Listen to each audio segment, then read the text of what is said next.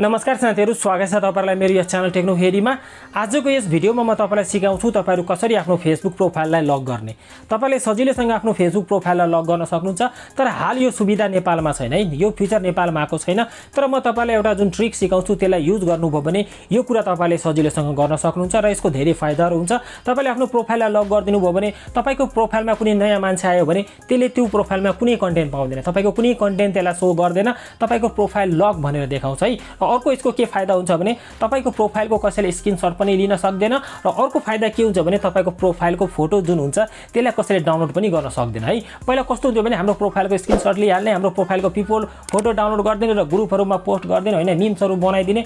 यस्तो अवस्थामा साथीहरु तपाईले यसलाई युज गर्दिनु भयो भने तपाईको प्राइभेसी एकदमै सुरक्षित भइहाल्छ है। तपाईको प्राइभेसी हुन्छ नि एकदमै बलियो भइहाल्छ, कसैले पनि तपाईको प्रोफाइलमा पहुँच बनाउन सक्दैन। सो जान्न चाहनुहुन्छ भने भिडियोलाई अन्तिमसम्म हेर्नु होला र एउटा साथीहरु तपाईले मलाई हेल्प गर्नु होला। तपाईहरु यो भिडियो कहाँबाट हेर्दै हुनुहुन्छ त्यो तल अवश्य पनि कमेन्ट गर्नु होला है। एउटा सानो सर्वे छ है, म चेक गर्न चाहन्छु मेरो भिडियो कुन कुन ठाउँमा देखिन्छ। सो एउटा कमेन्ट गर्नु होला यो भिडियो तपाईले कहाँबाट हेर्दै हुनुहुन्छ।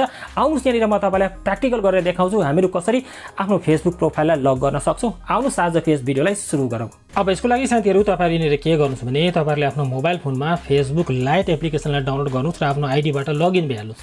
अब यहाँनिर हेर्न सक्नुहुन्छ म एउटा आइडीबाट लगइन छु र मैले अलरेडी नै आफ्नो मेन आइडीलाई कन्भर्ट गरिदिइसकेको छु। सो म तपाईलाई अर्को आइडीबाट देखाइरहेछु है।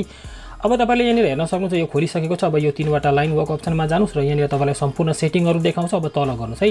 तल गएर यहाँनिर हामीलाई के गर्नुपर्छ भने यो जुन एप छ है यो एपको हामीलाई ल्याङ्ग्वेज चेन्ज गर्नुपर्छ। अब ल्याङ्ग्वेज चेन्ज गर्नको लागि यहाँनिर हेर्न सक्नुहुन्छ एउटा ल्याङ्ग्वेजको अप्सन छ है। अब यो अप्सन तपाईकोमा तल माथि पनि हुन सक्छ। अब चिन्ने तरिका यही हो, डबल ए भनेको यो ल्याङ्ग्वेजको अप्सन हुन्छ है। यसमा टच गर्नुस् र यसको ल्याङ्ग्वेजलाई चेन्ज गरिदिनुस् है। तपाईहरु सिम्पली तल गर्नुस्। तल गएर साथीहरु तपाईहरु यो ल्याङ्ग्वेजलाई चुज गर्नुस् है। यो ल्याङ्ग्वेजलाई अब कसरी चिन्ने 1 2 3 4 5 6 7 7 नम्बरको ल्याङ्ग्वेजमा एकचोटी यसरी टच गरेर यो ल्याङ्ग्वेजलाई चुज गरिहाल्नुस्। अब यहाँनिर हेर्न सक्नुहुन्छ मेरो यो ल्याङ्ग्वेज चेन्ज भइसकेको छ। अब साथीहरु यसलाई एकचोटी यसरी रिफ्रेश गर्नुस् है। अब फेरि तपाईहरु यो तीनवटा लाइन वर्क अप्सनमा जानुस्। अब चाहिँ साथीहरु तपाईहरु आफ्नो प्रोफाइलमा जानुस् है। आफ्नो प्रोफाइलमा क्लिक गर्नुस्। अब यसलाई रिफ्रेश गर्नुस् एकचोटी। फेरि यो तीनवटा लाइन जुन छ यहाँनिर हेर्न सक्नुहुन्छ तीनवटा लाइन यो अप्सनमा जानुस् है। अब यो अप्सनमा जानुभयो भने साथीहरु यहाँनिर तपाईहरु माथिबाट गर्नुस् है 5 नम्बर 1 2 3 4 5 किनभने यो ल्याङ्ग्वेज हामीहरु बुझिरा छैनौं। सो तपाईहरु यो यसमा टच गर्दिनुस्। यो लकको अप्सन छ है। तपाईहरु यहाँनिर फेरि पनि यसमा टच गरिदिनुस्। अब साथीहरु यहाँनिर के भयो भने तपाईको प्रोफाइल लक भइसकेको छ है। अब यसलाई म रिफ्रेश गर्छु है। अब म तपाईलाई अर्को एपबाट देखाउँछु। यो एपबाट अलिकति गाह्रो हुन्छ। म आफ्नो फेसबुकको मेन एप खोल्छु है। अब यहाँनिर हेर्न सक्नुहुन्छ सेम आइडीबाट लगइन छु म यसमा पनि। अब यहाँनिर म फेरि पनि आफ्नो प्रोफाइलमा जान्छु है। प्रोफाइल यहाँनिर आएको छ। अब यहाँनिर म तीनवटा लाइन वर्क अप्सनमा जान्छु। अब यहाँनिर हेर्न सक्नुहुन्छ अनलक प्रोफाइल भन्ने अप्सन आइसकेको छ। यसको मतलब के हो भने यो प्रोफाइल लक भइसकेको छ।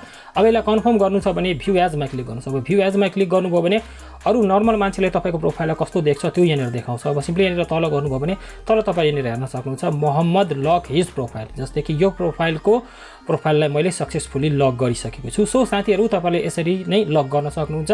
तपाईलाई ल्याङ्ग्वेज चेन्ज गर्नुपर्छ र कुन ल्याङ्ग्वेज हो त्यो ल्याङ्ग्वेजको बारेमा मलाई थाहा भएन, त्यही भएर मैले तपाईलाई ल्याङ्ग्वेजको नाम भनिन। तर तपाईले यो ट्रिकलाई युज गरेर सजिलैसँग आफ्नो फेसबुक आइडीलाई लक गर्न सक्नुहुन्छ है। अब साथीहरु तपाईहरु यदि आफ्नो फेसबुक आइडीको ल्याङ्ग्वेजलाई पुरानो अवस्थामा ल्याउन चाहनुहुन्छ भने त्यो कसरी गर्ने म त्यो पनि भनिदिन्छु। हुन्छ नि धेरैलाई प्रब्लम हुन सक्छ। सो तपाईहरुले आफ्नो फेरि पनि फेसबुक लाइटलाई ओपन गर्नु होला। त्यसपछि साथीहरु तपाईहरु फेरि पनि यो तीनवटा लाइन वर्क अप्सनमा जानु होला। त्यसपछि यहाँनिर तपाईले ल्याङ्ग्वेज भन्ने अप्सनलाई खोज्नु पर्छ है। अब यो ल्याङ्ग्वेजमा त चिन्न सकिदैन। अब चिन्ने तरिका हुन्छ डबल ए। यहाँनिर हेर्न सक्नुहुन्छ डबल ए छ।